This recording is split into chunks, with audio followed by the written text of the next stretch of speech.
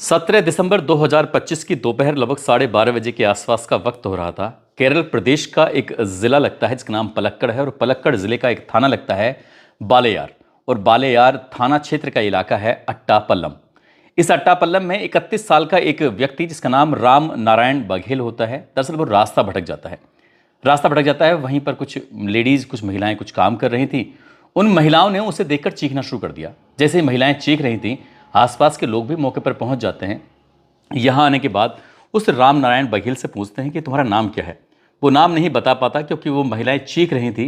वो समझ नहीं पा रहा था कि आखिरकार मैं क्या जवाब दूं। इसी बीच में किसी ने उससे पूछा कि क्या तुम बांग्लादेशी हो?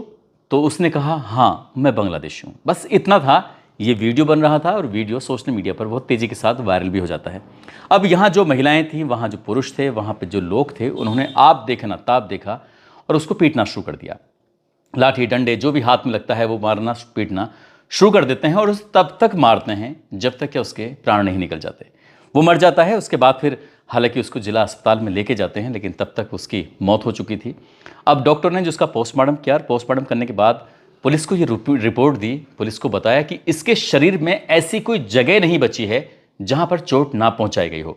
हालांकि उसकी जेब में एक पर्ची निकली थी। पर्ची में एक नंबर लिखा हुआ है, आप आकर बात कर लीजिए।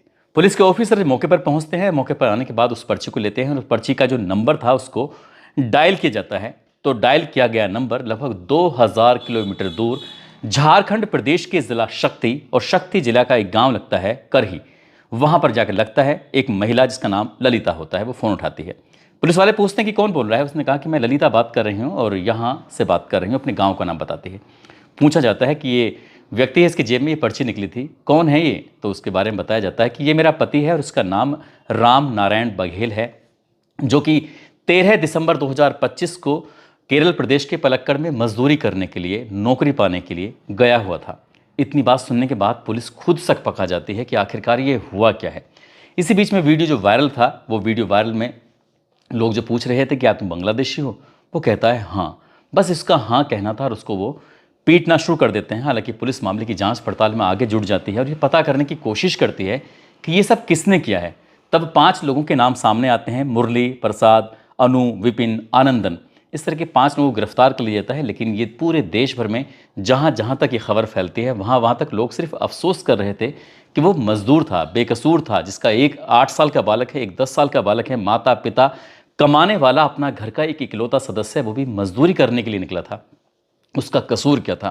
बस इतना ही तो कसूर था कि वो बोल नहीं पा रहा था, क्योंकि जहाँ जिस इलाके में था वहाँ की भाषा कुछ अलग होती है और जिस इलाके से वो गया था वहाँ की भाषा, वहाँ की बोली कुछ अलग तरीके से बोली जाती है। इस घटना ने सभी को झकझोर दिया है। लेकिन आज की कहानी मैं जो आपको सुनाने जा रहा हूँ, इस कहानी ने न केवल उस देश में बल्कि जहाँ जहाँ तक ही जिन देशों तक ये कहानी पहुँचती है, वहाँ तक लोग सोचने पर विवश हो जाते हैं, मजबूर हो जाते हैं कि क्या उस देश के अंदर इंसान रहते हैं या फिर हैवान रहते हैं या शैतान रहते हैं।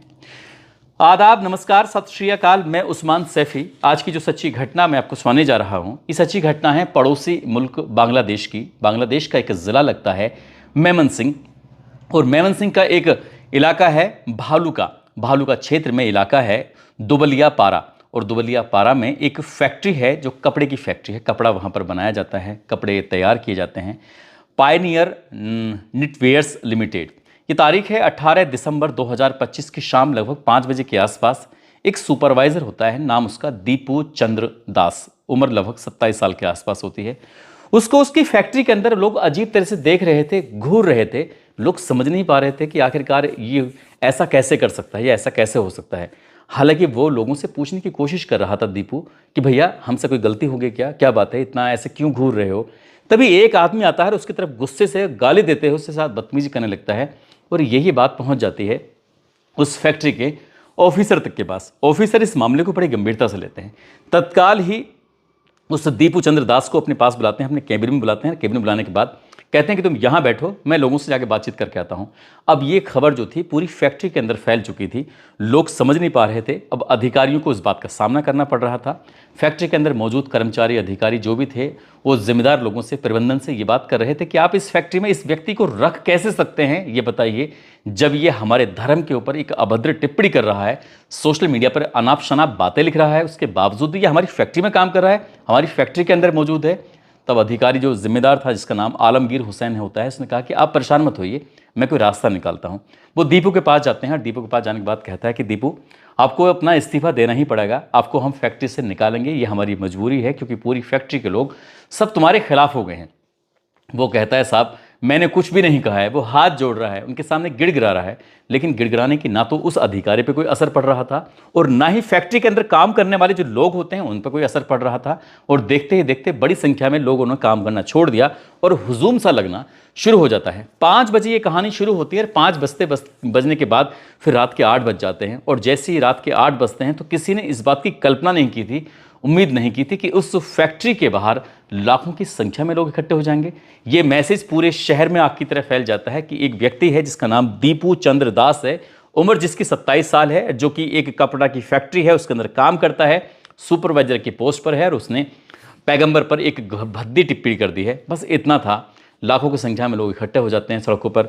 अब ये जो मेमन सिंह मार्ग होता है, मेमन सिंह और ढाका मार्ग होता है, वहाँ पर हाईवे पर ये लोगों का हुजूम लग जाता है, गाड़ियों की गाड़ियाँ जाम हो जाती हैं, लगभग 10 किलोमीटर लंबा जाम की स्थिति पैदा हो जाती है। इसी बीच में जो एक भीड़ थी, भीड़ की जो शक्ल इकट्ठी होती है, वो गेट को पूरी ताकत से धक्का मारकर या किसी तरकीब से तोड़ देते हैं उस फैक्ट्री का गेट। हालांकि जो कर्मचारी होते हैं, जो वहाँ पर मौजूद सिक्योरिटी थी, उन्होंने पब्लिक को रोकने की तमाम कोशिशें की। इस बीच में पुलिस को सूचना दी जाती है कि जल्दी से यहाँ पर आ जाइए, बड़ी संख्या में लोग इकट्ठे हो रहे हैं और दीपू के खिलाफ नारेबाजी हो रही है, दीपू को कोई नुकसान पहुँचा सकते हैं। पुलिस जब वहाँ से चलती है तो पुलिस जाम में फंस जाती है, पुलिस वहाँ पर पहुँच ही नहीं पाती। इस बीच में वो केबिन के अंदर बैठा हुआ था, वो अपनी ज़िंदगी के लिए दुहाई मांग रहा था, अपने लिए रहम की भीख मांग रहा था, लेकिन उसकी रहम की भीखों की उसकी आवाज़ें किसी के कानों तक नहीं पहुंच रही थी। और लोगों में इस कदर गुस्सा था कि उसके केबिन में जाते हैं, उसको खींचते हुए, घसीटते हुए यहाँ से, इस फैक्ट्री से बाहर ले जाते हैं। बाहर ले जाने के बाद जिसका जितना मन कर रहा था उसको उतना पीट रहा था, जिसका जितना मन कर रहा था उसको उतना घसीट रहा था। कोई उसके कपड़े फाड़ रहा है तो कोई उस पर लट मार रहा है, तो कोई उस पर घूंसा मार रहा है, कोई उस पर लात मार रहा है, तो कोई उसका वीडियो बना रहा है। जो जिसका मन कर रहा था ठीक वैसे ही काम करते चले जाते हैं। लोगों में बस एक ही तरह की आवाज़ थी कि इसने ईश निंदा की है। ईश निंदा यानी कि उसने पैगंबर पर गलत भद्दी टिप्पणी की है, बस इतना था। जैसे जैसे लोग आ रहे थे, हुजूम लग रहा था, उसको मारते रहते हैं, पीटते रहते हैं और उसको बेदम तरीके से मारा जाता है। इसी बीच में उसको एक पेड़ से बांध दिया जाता है और पेड़ से बांधने के बाद उस पर कैरोसिन छिड़का जाता है। जब उस पर कैरोसिन छिड़क रहे थे तो ये लोग अपनी आंखों से इस दृश्य को देख रहे थे। कुछ लोग तो तालियां बजा रहे हैं और बेवजह की नारेबाजी कर रहे हैं, हंसी मजाक कर रहे हैं, खुशी मना रहे हैं, जैसे पता नहीं कोई बहुत बड़ा पर्व मनाया जा रहा हो। और साथ ही वीडियो बना रहे थे, ताली पीट रहे थे, तमाशा देख रहे थे। ना उन्हें ऊपर वाले का खौफ था और ना ही उन्हें अपने देश के किसी कानून का खौफ था। और हद तब हो जाती है जब उसके शरीर में आग लगा देते हैं, उसे जलने दिया जाता है। और आग लग रही थी, लोग वीडियो बना रहे थे, मस्ती कर रहे थे, जैसे कितनी खुशी का दिन था। दीपू जो होता है वो कुछ ही देर में दम तोड़ देता है और पुलिस जो होती है वो जाम में फंसी होती है। हालांकि पुलिस ने मौके पर पहुंचने की कोशिश की, लेकिन उसकी कोशिशें नाकाम हो जाती हैं। तब तक वो काफ़ी मात्रा में जल चुका था और पुलिस ने आकर भीड़ को किसी तरकीब से शांत किया, लेकिन शांत करने का कोई फ़ायदा भी तो नहीं था। भीड़ शांत जरूर हो जाती है, लेकिन उसके शरीर को वहाँ से निकाला जाता है जो जली हुई हालत में था, बुरी हालत में था। उसके बाद यहाँ से फिर उसके पोस्टमार्टम के लिए भेजा जाता है। मामला फिर, क्योंकि लोगों ने बड़ी संख्या में सोशल मीडिया पर के लिए वीडियो बनाई थी, अपने मोबाइल में वीडियो बना रहे थे, एक दूसरे मोबाइल में शेयर कर रहे थे। ये बांग्लादेश से निकलकर वीडियो भारत ही नहीं बल्कि दुनिया के अलग अलग मुल्कों में, चाहे वो अमेरिका हो, रूस हो, फ्रांस हो, इंग्लैंड हो, लंदन हो, पाकिस्तान हो, चीन हो, जहाँ जहाँ तक वो वीडियो फैल रहा था वहाँ वहाँ तक बांग्लादेश की एक क्रूर छवि लोगों के सामने आ रही थी। भारत ही नहीं, हर जगह लोगों में उबाल फैल जाता है, लोगों में गुस्सा फैल जाता है कि एक गरीब आदमी, एक मजदूर आदमी जो फैक्ट्री में काम करता है, उसके साथ इतना निर्दयी, इतना बुरा क्यों किया जा रहा है। लेकिन जब बाद में बात चलती है कि इसने ईश निंदा की थी, यानी कि पैगंबर पर इसने टिप्पणी की थी। RAB रैपिड एक्शन बटालियन, इसके कमांडर होते हैं शम सुजम्मा। इन्होंने इस मामले की जांच पड़ताल की। उसके जितने भी सोशल मीडिया पर हैंडलिंग थे, जहां जहां वो अपना काम करता, चाहे वो यूट्यूब हो, चाहे वो फेसबुक हो या अन्य हो, या उसका व्हाट्सअप हो, सभी को चेक किया जाता है, देखा जाता है और देखने के बाद पता चलता है कि दीपचंद ने तो कोई ऐसी कोई बात ही नहीं की थी, ऐसी कोई टिप्पणी नहीं की थी। अब उन्होंने अपना मीडिया में आकर बयान दिया, उन्होंने कहा कि दीपू ने तो ऐसा कुछ बोला ही नहीं था।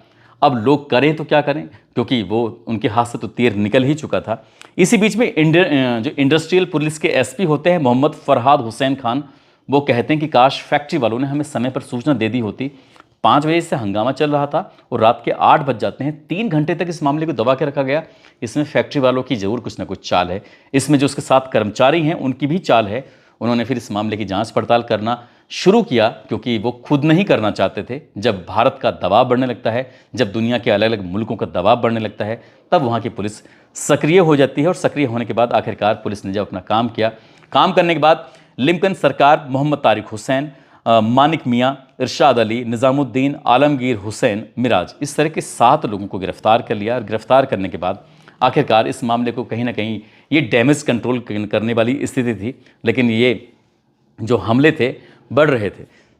ये लगभग 60 किलोमीटर दूर उसके परिवार को जब अलग अलग सोशल मीडिया के हैंडलिंग या टीवी या अखबार के माध्यम से पता चलता है कि उनके बेटे की तो किसी ने हत्या कर दी है, हत्या का कारण जब वो जानते हैं तो वाकई उनका रो रो कर बुरा हाल हो जाता है। उनके माता हो या पिता हो, भाई हो, पत्नी हो, या फिर 1.5 साल का वो बच्चा जिसने अभी ठीक से दुनिया देखी भी नहीं, उसने अपने पिता का प्यार अभी पाया भी नहीं था, वो भी शायद कभी सोचेगा भी, जानेगा भी कि इस देश के अंदर इतने क्रूर टाइप के लोग रहते हैं कि उसके पिता की बेवजह हत्या कर दी, जबकि उसका कोई दोष भी नहीं था और जो उस पर आरोप लगाया गया था वो आरोप सिद्ध भी नहीं होता है। इसके बाद असल में ये जो वजह बनी है, क्योंकि इस देश में जो हिंदुओं पर हमले की बात जो बन रही है, हो रहे हैं हिंदुओं पर हमले, इसके पीछे की एक मेन वजह बताई जाती है कि भारत का एक विरोधी नेता है जो वहाँ पर बांग्लादेश में है और जो हमेशा कट्टरपंथी वाली बातें करता है, भारत के खिलाफ जहर उगलता है। और साथ ही जो वहाँ की पूर्व प्रधानमंत्री होती हैं शेख हसीना, उनका राजनीतिक विरोधी भी होता है। उसने हाल ही में अपने पर फैलाए थे, नाम उसका शरीफ बिन हादी उस्मान होता है। दरअसल उसका वो चुनाव प्रचार में लगा हुआ था और ये तारीख थी 12 दिसंबर 2025, चुनाव प्रचार कर रहा था और इसी बीच में वो मस्जिद से निकल रहा था। 12 तारीख को जैसे मस्जिद से निकलता है, बाइक सवार 2 शूटर होते हैं जिन्होंने अपने आप को चेहरे पर नकाब लगाया हुआ था और इसी बीच में निशाना लगाते हैं। निशाना लगाने के बाद इस हादी उस्मान को गोली मार देते हैं, उसके सर में गोली लग जाती है, वो गंभीर रूप से घायल हो जाता है। हालांकि उसका आसपास में इलाज शुरू हो सकता था, लेकिन कम से कम 5 घंटे तक उसको फ्लाइट से लेके जाते हैं सिंगापुर और वहाँ जाके उसका इलाज कराते हैं। हालांकि उसने सर्वाइव किया, कोशिश की, लेकिन वो ज़्यादा दिन तक सर्वाइव कर नहीं पाता है। और 18 दिसंबर 2025 को जब उसकी मौत की खबर फैलती है तो पूरे बांग्लादेश के अंदर स्थिति ऐसी हो जाती है, पूरे देश में अराजकता फैल जाती है, दंगे की स्थिति हो जाती है, आगजनी हो जाती है और कई अखबारों के दफ्तरों को निशाना बनाया जाता है। कई अखबारों के दफ्तरों के अंदर पत्रकार अंदर फंस जाते हैं, आग लगा दी जाती है। जहां देखो वहां कम से कम 4-5 शहरों की स्थिति तो बद से बदतर हो जाती है जब ये स्थिति फैल जाती है। और ये स्थिति इसलिए भी फैलती है, इसके पीछे की एक वजह और भी बताई जाती है कि स्थानीय मीडिया ने खबर फैलाई कि जो शूटर होते हैं दोनों, एक का नाम फैसल करीम मसूद होता है और दूसरे का नाम आलमगीर शेख होता है, जो कि गोली मारने के बाद इंडिया भाग गए हैं। ऐसा दावा किया जाने लगा, ऐसा पुलिस की जांच में बात सामने आने लगी। बस इतना था। उसके बाद तो फिर लोग सड़कों पर उतरने लाजमी थे। सड़कों पर उतरने के साथ साथ इंडिया के खिलाफ लोगों में एक तरह की एक मुहिम सी छिड़ जाती है और ये बांग्लादेश के अंदर उन्होंने एक आवाज़ लगाई कि भारत का जितना भी सामान है, उत्पाद है, उसका हम विरोध करते हैं और उसका विरोध होना चाहिए, उससे कोई लेना नहीं होना चाहिए, देना नहीं होना चाहिए। इस तरह की आवाज़ लगानी शुरू कर देते हैं। और क्योंकि भारत में बहुत बड़ी संख्या में हिंदू रहते हैं, इसलिए उन्होंने हिंदुओं को ही निशाना बनाना शुरू कर दिया बांग्लादेश के अंदर। ये भी बताया जाता है कि 1-2 दिन के बाद की बात है, एक लड़के के हाथ में कलावा बंधा हुआ था और उसे रो का एजेंट बताने लगे। हालांकि वो ई रिक्शा वगैरह चलाता है, उसे कहने लगे कि ये रो का एजेंट है और इसके हाथ में कलावा बंधा हुआ है। उसके साथ बहुत बुरी तरह से मारपीट कर दी। हालांकि उसकी भी हालत ज़्यादा गंभीर हो जाती है, लेकिन बताया जाता है कि पुलिस ने उसकी जान बचा ली थी। लेकिन इसी तरह से मामला चल रहा है। लेकिन भारत सरकार, खासकर प्रधानमंत्री की तरफ से ऐसा कोई ठोस बयान नहीं आया है। ऐसी स्थिति में भारत के प्रधानमंत्री को बांग्लादेश के खिलाफ कुछ ऐसा बोलना चाहिए, ऐसा करना चाहिए ताकि उसे सबक मिल सके और भविष्य में किसी भी ऐसे दीपू जैसे लोगों के खिलाफ कोई भी इस तरह की बात हो, उससे करने से पहले लोग वहाँ के हज़ारों बार सोचें, ताकि क्योंकि वो शायद बांग्लादेश ऐसा लग रहा है जैसे पाकिस्तान की राह पर चल रहा है। दोस्तों, इस पूरे घटनाक्रम को सुनाने का उद्देश्य किसी को परेशान करना नहीं है, किसी का दिल दुखाना नहीं है, बल्कि आपको जागरूक करना है, आपको सचेत करना है। जिस तरह से शायद बताया जाता है कि फरवरी 2026 में वहाँ पर चुनाव है और चुनाव का माहौल बनाने के लिए, लोगों को एकजुट करने के लिए, क्योंकि वहाँ पर बहुत बड़ी तादाद मुसलमानों की है, और इस तरह का माहौल पैदा करके कि एक साथ सब लोग इकट्ठे हो जाएंगे, तो जब इकट्ठे हो जाएंगे तो जिस मनचाही उनकी सरकार बन सकती है, इस तरह का एक माहौल वहाँ पर तैयार किया जा रहा है। और उस माहौल में वो लगभग जिस तरह की बातें चल रही हैं, शायद वो सफल भी हो जाएं, लेकिन जो भी हो रहा है उसमें आम लोगों के साथ जो होता है वो वाकई गलत होता है, ऐसा नहीं होना चाहिए। ये आकाश कुमार हैं, आज आकाश कुमार का जन्मदिन है। आकाश कुमार को जन्मदिन की ढेरों सारी शुभकामनाएं, बहुत बहुत मुबारकबाद।